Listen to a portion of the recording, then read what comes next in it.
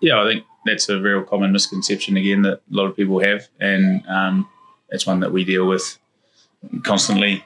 Being teachers is that whole our kids are going to forget how to read and write sort of deal, and through the Mind Lab and through DCL, like it's been you learn how to use the tools, and you learn about some new tools and stuff like that. But that's all they are. They're just a tool in the tool belt for these kids, and it's just an opportunity to be able to extend what they're doing in another way.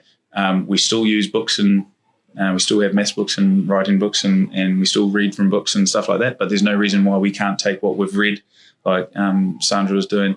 We can't take what we've read and create something amazing on a device. And whether that's an iPad or a laptop up here, it's just another way for them to extend what they've learnt and be engaged in what they're doing. And if we talk about SAMAR model stuff, the very base of SAMAR model is that substitution. So yeah, we're swapping out. We're not just reading, like we've taken reading a book to reading an iPad.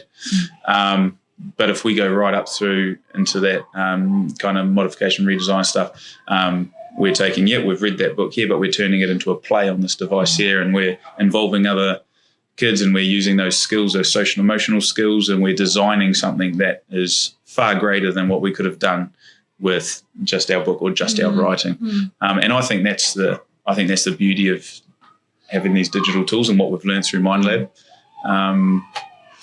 It's funny that you mention it, because I've come across, and I've had a few chuckles with Frank too, about various PD that I've been on, and there's, real two camps, there shouldn't be any IT in school, and it can be used as a tool, like exactly what Frank's described. And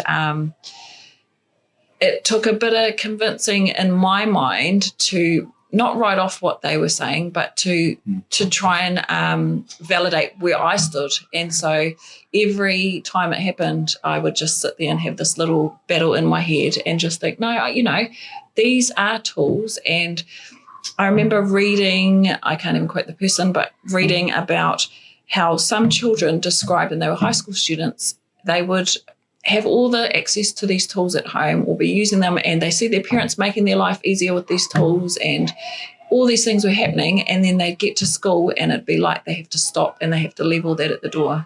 And so for me, it's our job as educators to make sure that there's no disconnect to the real world, which is, let's not beat around the bush. Technology is fast moving. Technology is there. Technology is in their face from the time they're born. So we can't close the doors and say, come on in, but leave all that other stuff behind. We need to show them that responsible use of these tools, but also tools to make enhance your learning or enhance your engagement or do things that you couldn't do before, and now you can. So it's exactly that. They're tools. They're not taking over anything. They're tools to make things easier or to enhance the ability to do things.